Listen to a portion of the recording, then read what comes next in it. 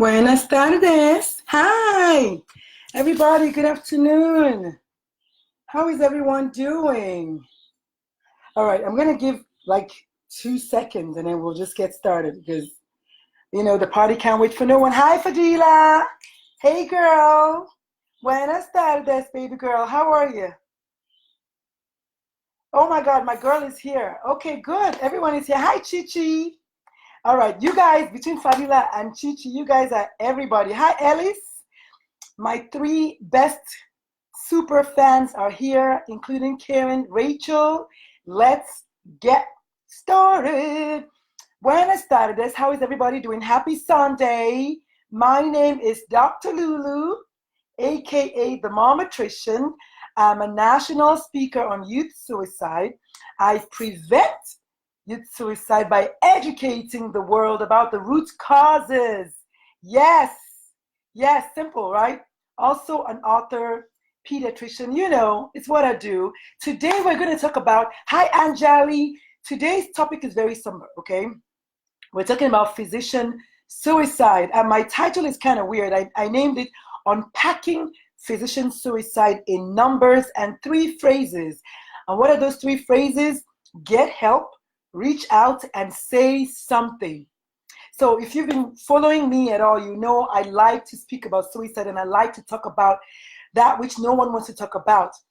Coincidentally, the month of September is, hi, excellent, nicest. All right, I like your name. This month of September is National Suicide Prevention and Awareness Month. So no better month to talk about suicide than this month, right? I do believe that suicide is everybody's problem. It really shouldn't be for 1 month or even 1 day or even 1 week. Hi, Edna. But we need to talk about suicide. So today we're talking about physician suicide because September 17th was National Physician Suicide Awareness Day. So I figured this is the first Sunday after that date. Why not talk about it? So sit back, relax, and enjoy the ride. If you're just joining me for the first time, please let me know where you're watching me from. I know a bunch of you are from Nigeria. Anjali, I think, is in India. I'm not sure. But Emeka is in San Antonio with me. Hi, Emeka. Ellis is in New York. Excellent, nicest. I don't know where you're watching me from, but let's talk about physician suicide. Did you know that 400 doctors, 400 physicians take their lives every year by suicide? Did you know that? That brings it to about, hi, Emeka, that brings it to about 1.1 suicides per day. But if you know me, I always mention that which is unsaid, right? Imagine if all the suicides were being reported. Kristen is from Maryland. Yay, high five, girl. Imagine if all the suicides were being reported. The 5 suicides I know that happened this year, none of them was reported as a suicide, and they were all doctors. So imagine if all the doctor suicides were being reported. Sadly, a co-worker did so last week. What, Emeka, what? Emeka, you need to get on my podcast. I am so sorry to hear this. Oh my goodness. You see why I talk about it? I wish I could get to them before they, Emeka, I am so sorry. Emeka is my boo thing, my brother from another mother. We have to stick together when we're in a foreign land. I am so sorry. Yes, indeed, Chinyere, 400 doctors every year. Physicians have the highest rate of suicide of all professions. White collar, blue collar, red collar, you name it, pink collar. It is an epidemic, like Emeka said. Thank you all so much for participating. This is so true. Indeed, at 400 suicides a year, that's 1.1 per day. So I'm saying that it's probably more like 2 or 3 because many people are not reporting the suicides. Emeka, again, I'm so sorry for your loss. And if you need to talk to someone, holla at your girl. Please, don't hesitate. Okay, so we're going to talk about physician suicide and just the numbers and the faces and those 3 phrases, which is get help. Hi, Bridget, get help, reach out, and say something. Okay, so let's do some numbers. If you know me, I like to unpack numbers. So please, everyone, write it down. Because I'm a pediatrician, I have to mention that suicide is number 2 cause of death in people aged 10 to 34. There are some doctors in that bracket. There are some medical students in that bracket. So people aged 10 to 34, suicide is number 2, only to accidents. So that means that if I wanted to kill myself, I can fake an accident, right? And then you will look at it as an accident and not a suicide. So when I say that the numbers are more, the numbers are more. Kristen says, this is very sad. I just learned of this epidemic recently. Well, you're at the right place. There's an immense amount of pressure placed on physicians. Yes, yes. I'm trying to read. Yes, we're going to talk about that, Kristen. Thank you so much for joining me today. You are at the right place. I will shine light on it. I will. And so real quick, between 1999 and 2017, suicides have gone up 30%. Someone please write it down. Suicides have gone up 30%, 30% since 1999 and the year 2017. Someone please write it down. And so suicides overall have gone up. Physician suicides have gone up, period. But overall speaking, for you and I and everybody else, 30%. So 1 out of 3, 30%, right? 32%, 30%. And then, you know, I usually do 40 seconds of silence every time I do one of these talks, because the official WHO report is that there's one suicide every 40 seconds. So for that reason, whether you're ready or not, we're going to do 40 seconds of silence beginning now.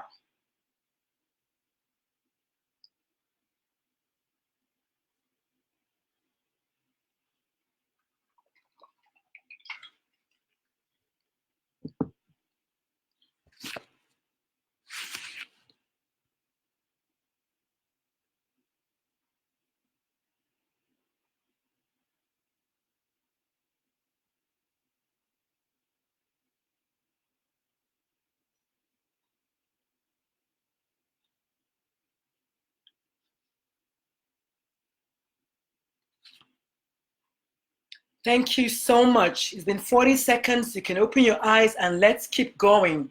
Indeed, every 40 seconds, someone dies by suicide. I don't know the number for doctors as far as seconds go, but I do know 1.1 doctors kill themselves every day. And you know what they say is, for every doctor that kills himself, for every doctor that dies by suicide, or dies really, there's about 1 million people that are affected. 1 million in the sense that if my doctor died by suicide, I'm affected. I'm going to tell you, my friend, you're going to tell another person. And so that's how we all, it's 1 million people. What I do know they say is for every suicide period, there are about 3,000 people that are affected. And I was walking in my neighborhood yesterday and I saw a couple of girls, teenagers, and I stopped and talked to them.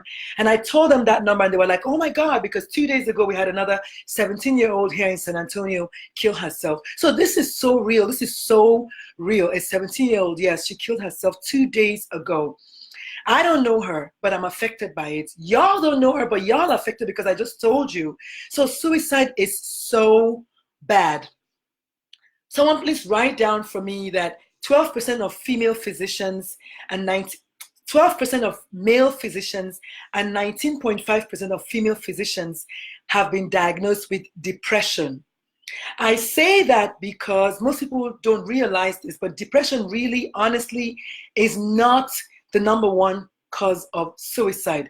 Untreated depression in the setting of poor family support, poor physician support, you know, all of those is what leads someone to die by suicide. But generally, depression on its own, most people who are depressed just want to be left alone, or they want to get help. They don't really want to die.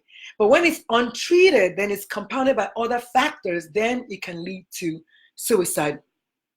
And I say that because those numbers reflect the general population. I was surprised when I saw that 12.5% of the males in the population have been diagnosed with depression, because I believe, as the study showed a few weeks ago, men actually do experience depression a lot more than women, a lot more. We are just more expressive and we are more likely to go get help. But really, men experience it more, and it makes sense, right? Because the population, the society, the world expects them to be macho all the time, nonstop. But I'll tell you that it is actually healthy to experience all the ranges of emotions, not just machoism, not just too much crying, not just happiness, not joy, not sadness.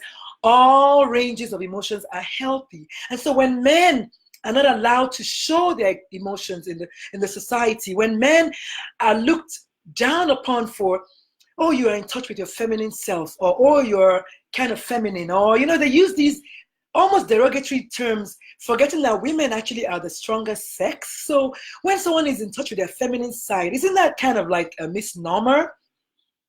I digress. Okay, but indeed, men do experience depression more. They're just not likely to talk about it more, but that doesn't mean that they don't have it.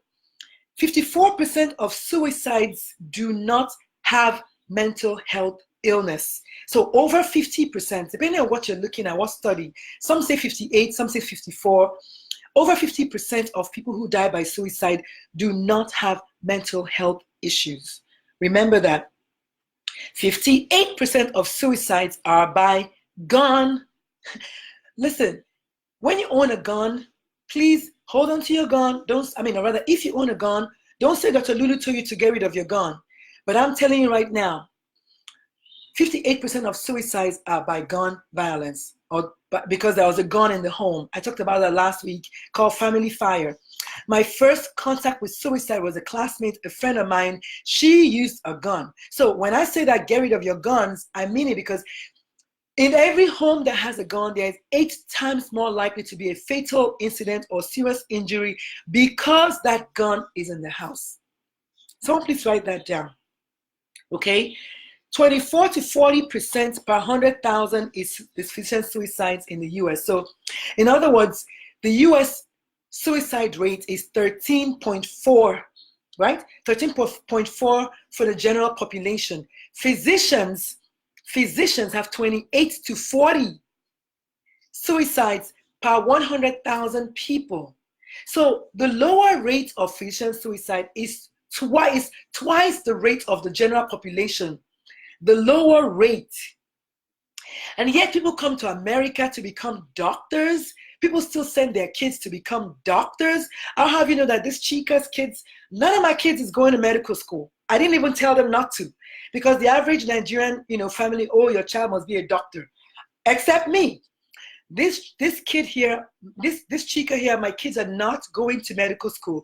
And if you're just joining us, we're talking about unpacking physician suicides in numbers and 3 phrases. 1, get help. 2, reach out. 3, say something. Okay? And so my kids are not going to medical school. They already told me that. As a matter of fact, my baby was going to be a dentist. Not anymore, because dentists actually have one of the highest rates of suicides amongst physicians. So it's dentists, then it's anesthesiologists, in that order. I'm like, oh my God. So yes, the lower limit of physician suicide is more than twice the rate of the general population. So start thinking again. Next time you say something bad, next time you think something mean and something negative about your physician, imagine the kind of stress that they're going through, and be compassionate. Be compassionate. Okay? Be compassionate. 2.5 to 4 times the general population. Female physicians generally do not attempt suicide as much as male physicians. I'm going to say this again. Female physicians do not attempt suicide as much as male physicians. But for the female physicians that attempt suicide, they are 2.5 to 4 times more likely to be successful. In other words, we don't play when we want to do it, than the general population.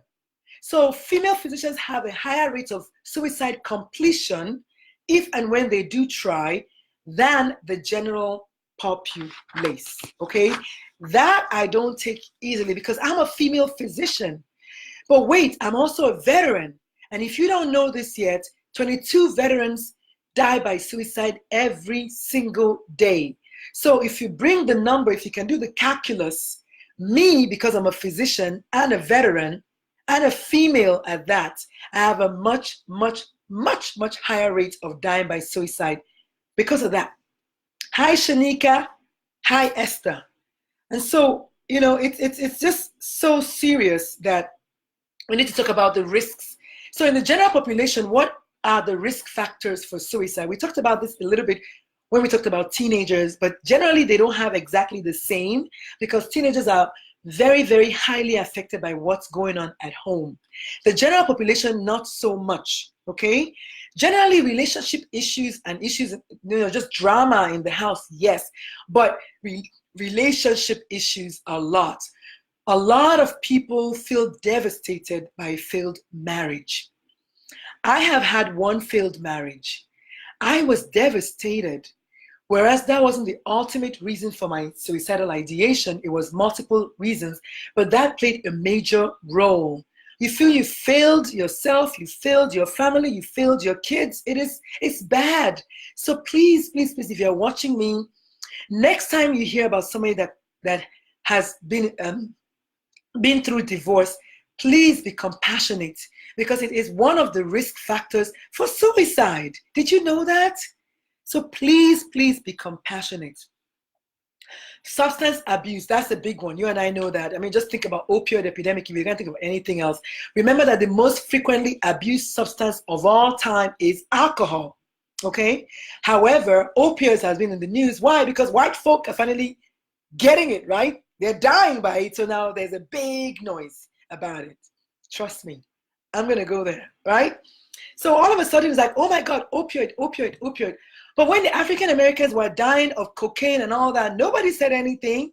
Welcome, take a seat, relax, cross your legs. It's going to be a nice party, okay? How does it feel to have the shoe on the other foot? That's the question we're asking today. So yes, hi Marie.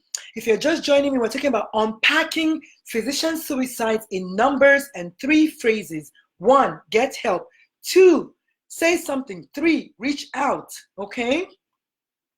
Other risk factors for suicide in the general population are financial issues. That is a big thing. After the dot-com bust, a lot of people killed themselves because they just felt that they failed. A lot of people killed themselves. Being a veteran is an independent risk factor. Legal problems are risk factors. Physical ill health. I have to mention this because the truth is, most people who have chronic illnesses like cancer or, I don't know, for me, I have fibromyalgia, depression, HIV. Most of those people, they are at very high risk of just experiencing severe depression on its own, and therefore they're at high risk for suicide because it's like you just feel like you can't catch a break, you're not getting any better, you're going to die anyway, kind of thing. So people who have chronic illnesses are very high risk for suicide. And the last one I have here is job issues. I mentioned job issues because that's going to be a good segue into doctors, right? If you don't know anything yet, if you're married to a doctor, or if you're a doctor, you will know that this is one of the hardest things to do, to be a physician. When I was active duty, I was doing so well, right? I did my airwalk college. I was a sure shoe in or whatever for full birth to become a full colonel. And then they said, we have to send you to Tyndall Air Force Base, which is in Panama City, Florida, in Destin, Florida. And then I was like, I don't want to go to Destin, Florida. My son is going to college. And they're like, well, ma'am, you have to put the mission first. I'm like, no, for me, it's family first. So as a female physician, thank you so much. You like my wig? You like my wig? I love my wig. Yeah, my hair is in transit. Marie, you know this. So yeah, my hair, but if you like my wig, I'm going to wear it again next Sunday. But yeah, thank you so much. She said it's a haircut. Okay, yeah, it's my haircut. Okay, I have the receipt. But no, but seriously speaking, so just so you have an idea of the stress that it is to be a mother, to be a doctor, to be the breadwinner, to be active duty Air Force, job issues. For me, one of them had to go. I had to quit the military because I could not see myself moving. My oldest son was about to go into college. So job issues. And then, women generally, we're treated like crap at work anyway. We don't have any kind of gender equality at work, but more so female doctors. You guys don't know what time it is. Ask Marie, she will tell you. Female providers, female doctors, we catch some slack when it comes to promotions, being placed in leadership roles, things like that. Female doctors get no break. Hi, Seema. I tagged you on something earlier today, Seema. And so, for specific doctor issues, work-life balance, like I mentioned, be it divorce, be it just guilt of having to leave my family, and then guilt of being a mother, I had to pick one. I had to quit the Air Force because I couldn't. Now, if I had been a man, if I was a man and I was about to be transferred to a different town, I'll be like, oh yeah, sure, guys, let's go. But as a mother, I had to think about my kids. Even though I had finished 9 months of intense Air War College remotely, I read and read and read about Churchill and the war in one place and the war in another place and all kinds of revolutionary wars and strategy studies and all those things. I did it. I was so proud of myself. And then they said, okay, we have to send you to Tyndall Air Force Base. And I was like, no, I don't want to go to Tyndall Air Force Base. So imagine the stress of that, of having to do all of that and then having to leave the Air Force. That is a female physician for you. I had to pick my kids, my family. And so remember, next time you're saying something negative about your doctor, think again. Are they really living the life? If you're just joining me, hi Linda, hi Tiffany, hi Cherise. We are getting all the Lancaster people today. We're talking about unpacking physician suicides in numbers and 3 phrases. Get help, reach out, and say something. So you, patients, I'm empowering you now. Next time you see a doctor looking kind of weird, tired, short with you, ask them a question. Doc, are you okay? Dr. Lulu told me that you guys are under a lot of stress. Apparently, you guys have the highest rate of suicides of all jobs in the world. Be compassionate to your doctor. Say, doctor, you know what? I'll come back tomorrow. It's okay. It's not even that serious or something. But don't see your doctor suffering and then not say something. Because sometimes they want somebody to say something. We're human.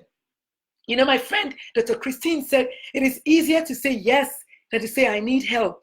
So when your doctor is looking kind of off, say something. Be there for your doctor. You know they're going to be there for you, right? So be there for them. Be there for them, please. Okay?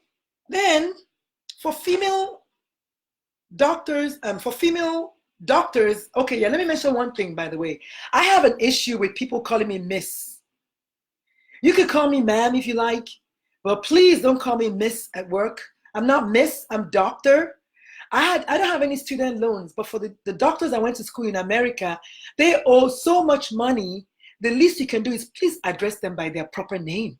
Like Dr. Ume or Dr. Lulu, don't be saying Miss just because she's a female. Another stressor, right? Another stressor. Because she's a female, they say, oh, Miss. And they don't pay us a lot. They don't pay us as much as they pay male doctors. Case in point, when I was going for my last job interview at Communicare, on my way out, my son said, Mom. I said, what? He said, don't forget to negotiate like a man. I'm like, what do you mean? He said, Mom, you have nearly 30 years of experience. If you were a man, how much would you ask for? I was like, oh, easy, 300,000. Then he said, okay, ask for it.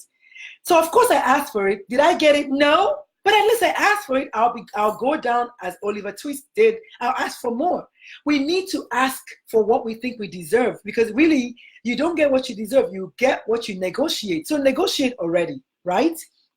And so women, we catch some crazy slack. Now, enter medical students and residents. That's even worse. They have the hardest lives. When I was a resident at Howard University, HU, you know, we had the hardest schedule. I was on call every 3rd night. For 3 years, I was on call every 3rd night. One day, I was so tired on my way from Virginia to Howard, I stopped at a stoplight and yours truly fell asleep, okay? I fell asleep, but you know what happened? You know how you hear mosquitoes kind of just like going wow, wow, wow, wow in your ear? So I just heard wow, wow, wow, wow, wow. And then I was like, mosquito. It wasn't mosquitoes. It was cars honking at me because I slept at the wheel. Imagine what could have happened. I would have been dead. Overwork, exhaustion, competitiveness, student loans, all of those things, including disrespect from your peers, disrespect from the PA, the NP students, the nurses, everyone that thinks they know more than you. All of those things increase exponentially the stress level of medical students and residents. So when next you see a medical student or a resident, please say something to them. That's why I said, get help for the doctors. Reach out, you as a patient, to the doctor as the person who is stressed out, reach out for help. And of course, you as a patient, say something. You as the mother, say something. You as the friend of that medical student that you know is not doing well, say something, because sometimes they don't want to stop. Doctors have easiest access to medical care, but we don't use them. It took me forever to have my uterus checked. I was having heavy periods for years. I finally had it checked. The doctor said, you need to have surgery. I was like, what? It took me a year to get the surgery because I'm like, oh, I'm working. That's what doctors do. We want to work. So please, next time you see your doctor, just think about what I'm saying and just be compassionate. That's the whole idea, okay? And so when it comes to doctors specifically, and I'm talking to any doctor who's watching me, you know that we make life and death. Marie said her cousin was killed in the same way. Oh my God, Marie, I didn't know that. Was she a medical student? Marie says 18-wheeler killed her when she fell asleep behind the wheel and was swearing. Oh my God. I know. Every time I think, I should get therapy just for that thing because I went through it. I was like, oh my God, I could have gotten killed. Thank God my leg was still on the brakes. Marie, I'm so sorry. We need to talk about it. Oh, I'm so sorry. But yeah, so doctors specifically, we know that we have to make life and death decisions every day, especially those that work in the ER and in the ICU. Really, any doctor anywhere, we make life and death decisions every day. Those are very, very stressful on your psyche, on your mindset. I know one time I had a baby that I did a circumcision on, and the baby was fine in the office, but then they went home and the baby started bleeding, and he ended up being a code blue. Imagine if that baby had died. Baby didn't die, but imagine if they had died. The guilt from me, okay? Fear of retribution from the licensing boards, for instance. If you want to go clean with the fact that you have depression, you're thinking about what about your job? You're thinking about what are they going to say about you? And oh my God, you're lazy, or you're not tough enough to be a doctor, and if you can't take the heat, get out of the kitchen type of thing. I always use myself. When I went clean, when I came out with my story about being depressed and suicidal, that video actually went viral. It got like 10,000 views. I didn't even know. And I think it's because I did an ugly cry. But that particular video, I had a guy that watched that video. You know what he said to me? He's a doctor, male white doctor here in Texas. He said, be careful what you're doing. Be careful talking about your depression, because the Texas state might hear about it, and then you might kind of get in trouble. And I told him, I said, you know what? So be it. This is my truth. I'm going to own it. And you need to own your truth. I said, I've been depressed and I've been suicidal, and I know why I was. I went through a divorce. I became a single mom. I joined the Air Force. Then I had to file bankruptcy. I sold my practice that I loved so much. That is stress. And it did me in. And judge me if you like. But that was enough for me to become suicidal. And so I said, I don't have any mental illness. I have overwhelmness, And so anyway, needless to say, when the state of Texas heard about it, guess what they did? They invited me to the Capitol, to Austin, Texas, to go and testify and talk about mental illness in minorities, which is what I do. So you never know where your truth can take you. So I say, own it, All right. Then doctors, we overwork, and we talked about that already. Lack of medical care, we talked about that already. Guilt from feeling that your coworkers are doing the work while you're not there. We have this major, major guilt. So again, if you're watching me, hi Kenneth Ockham, hi Whitney, hi Gail. If you're just joining us, we're talking about physician suicides, unpacking the numbers, and then 3 phrases. Number 1 is get help. Number 2 is reach out. Number 3, say something, okay? And so what do you do besides all of those 3 things that I just said? Say something. Seema says, I'm glad you're bringing awareness to this issue. It's so easy for us to take people around us for granted. Self-care is not selfish, but it's necessary. Yes, it's not selfish care. It is self-care. Thank you so much, Seema. Thank you all so much for being so active today. I appreciate the interaction. Indeed, you know, it is such a necessity. And you know, the more you toss the self-care thing out there, the more it goes in one ear and comes out the other. Case in point, I have a brand new practice, right? I love it to pieces. And then I had this mom, you know, she probably meant well. She was going to be a new patient. And right off the bat, she was telling me, well, I can only bring my son on Mondays. So I want to pay so amount of money so I can schedule every Monday for the next 1 month. I'm like, no, no, no, no, no. I'm not about to get burned out in my brand new practice. I don't work on Mondays. And then she says to me, but that's the only day I'm off. I said, well, I don't work on Mondays. I mean, you don't roll up to Home Depot and they're closed at 7 o'clock on a Sunday evening and you're like, open the door, this is the time that I'm off. No, you go when the doctor is open. I mean, we need to learn how to say no and honor our no. And I was actually guilty. I called my friend who's a coach. She was like, girl, if you see that lady, I'm going to be pissed at you. And I had to write her a nice note. I said, no, ma'am, I appreciate you trying to, you know, patronize me, but no, can't do. I cannot work on Mondays. So what I'm saying is, rather than being exhausted and feeling that fear of missing out and I must do this, I must do that, sometimes it's okay to say no. No is a complete sentence. When you say no, you don't have to support your no. Just say no and be done with it. Hi, Feyinwa. Hi, Uzma. So we're talking about physician suicides in numbers because September 17th, this past week, was National Physician Suicide Awareness Day.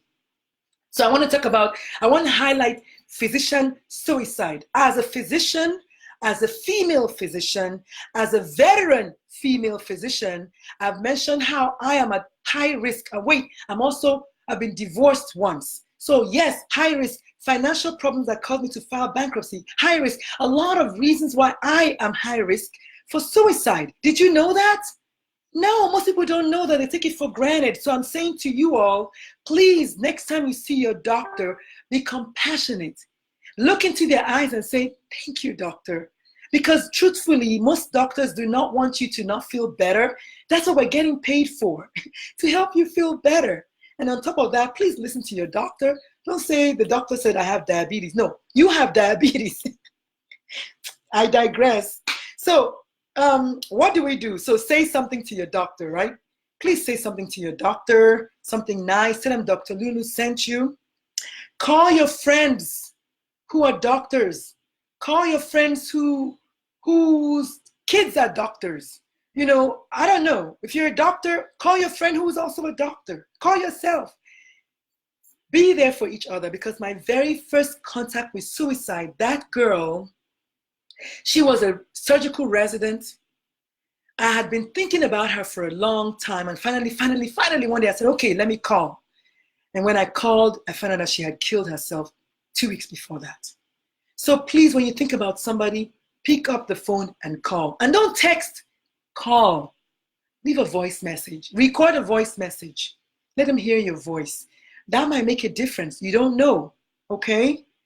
Then take your friend. Yes, if you have a doctor friend who, because I'm talking about doctors. If you have a doctor friend who is, or a doctor wife or husband who is struggling with depression and suicidal behavior, whatever, or just burned out, take them by the hand to their doctor. Don't tell them, I think you need to see the doctor, and then you move on. No. Say, you know what? I'm closing my business for tomorrow. I'm canceling my schedule for tomorrow, and I'm all yours. I'm going to, let's go together to the doctor. Because sometimes you tell them, you know, doctors, they are proud. You tell them, they're going to be like, no, I'm going to be okay. And then tomorrow they've killed themselves. So tell them, no, it's okay. I'm coming to take you tomorrow morning, and we're going. We're going to the doctor together. You know, even Jesus, and I like to say this a lot, even Jesus, the Son of God, he fell 3 times. The human Jesus fell 3 times. I love that story because it shows us that it is okay to fall. It is okay to fall. After the 3rd time Jesus fell under the weight of the cross, his crucifiers said, oh boy, This man one kick bucket for you. No, we must get to Calvary. Simon!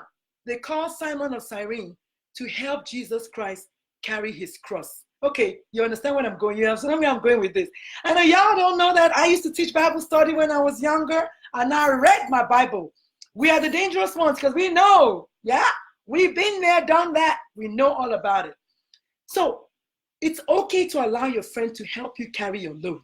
It's okay to reach out. It's okay to say something. Even Jesus Christ let somebody help him carry his load. You all know already, like I said before, he didn't even want to do that. He didn't want to do that trip. He was like, Father, Lord, please, man, hook a brother up, man. If you can you just work with me here? But Father was like, no, son, you're going, you know? And then he went because he's an obedient son. But the point I'm trying to make is Jesus Christ himself fell underneath the weight of his cross 3 times. So it is okay for us to fall and falter and waver and not be so strong and lean on someone. Just lean on someone. And so next time you're feeling down and out, call me. Just call me. Call somebody and let somebody walk with you to the glory room. Go with them to the doctor. If you're the one that found them, go with them to the doctor. It's not enough to just say, okay, I think you need to see the doctor. Okay, bye. Call me when you get back. They might never go, especially if they are doctors. So go with them to the doctor. And then, of course, last but not least, please, please, please, doctors that are watching me, we're talking about physician suicide, unpacking the numbers, and just playing around with 3 phrases. One of them is get help, one of them is reach out, and one of them is say something. If you're watching me and you're a doctor, advocate for each other. If I was a chicken, after that white male trying to tell me that, madam, this is when you talk, say you get depression, so when you talk, say you be in state suicidal, so oh boy, make you not talk like this, so because Texas board go come waiting, yawa go day base. I was like, bros, it is my truth. And if you're not Nigerian, too bad, you can break that down, but that is pure broken English. But it's my truth. My truth was I was dealing with burnout. I was dealing with depression. I was dealing with that. I needed to get out, get away, because it was too much for me. And that's why sometimes I say, if Jesus Christ lived in today's world, he'll be diagnosed with depression. You know why I say that? From time to time, what did Jesus do? Get in the boat and go to a quiet place. That's called self-care, okay? He was like, no. I gotta go. So please, those Bible totals, I'm one of them. I'm letting you know that it is okay to advocate for each other. When your friend doctor is down, don't snicker and say, oh God, you're not strong enough to be a doctor, what, you can't handle the heat, Don't do that, because you don't know from whence they're coming, and you don't know what it's going to take. You know what analogy I always give, this big flask, you can keep pouring water. At one point, it's only going to take 1 drop to tip it over, and it's going to overflow. So don't be too sure that just because somebody looks strong, especially the strong looking ones, especially the strong ones, they are the ones that you need to check out from time to time. Check in on them. Don't believe the hype, okay? So advocate for each other. Take the person to the doctor with you. Call your friends, check in on them, say something to them. Hi, Elizabeth. And that's all I had for y'all today. So remember, September is National Suicide Awareness Month. But because suicide is everybody's problem, I say every month is Suicide Awareness Month. Every day is Suicide Awareness Day, okay? And on top of everything, if you live in San Antonio, join me this coming Sunday. I'm going to be speaking at the Moms Demand Action for Proper Gun Laws and Gun Control here in San Antonio. We're going to be talking about suicide and guns, okay? And a couple of other things happening, a couple of school things. I don't have the dates, so I'll tell you guys later on, but that's what I have. And I think in October, I have a few things happening in October. I'm really excited. But thank you all so much for joining me. So next time you go to see your doctor, what are you going to say? You're going to say, doctor, I see you. I recognize you. I appreciate you and all the work you've done. Hi, Marty. You joined the party late. Just press rewind, okay, and watch it. This was a pretty good one because you're in the medical field also. Marie, you're very welcome, my sister, mi hermana. All right, folks, it's always a pleasure joining you all every Sunday. Hope you like my Hope you like my her. All right. If you have any questions, please holla at your girl. Otherwise, tell your doctor, Dr. Lulu sent you, and she said, what's up? I see you, brother. I see you, sister. Emeka, stay tuned. I'm calling you right now. Bye, y'all. Peace. All right.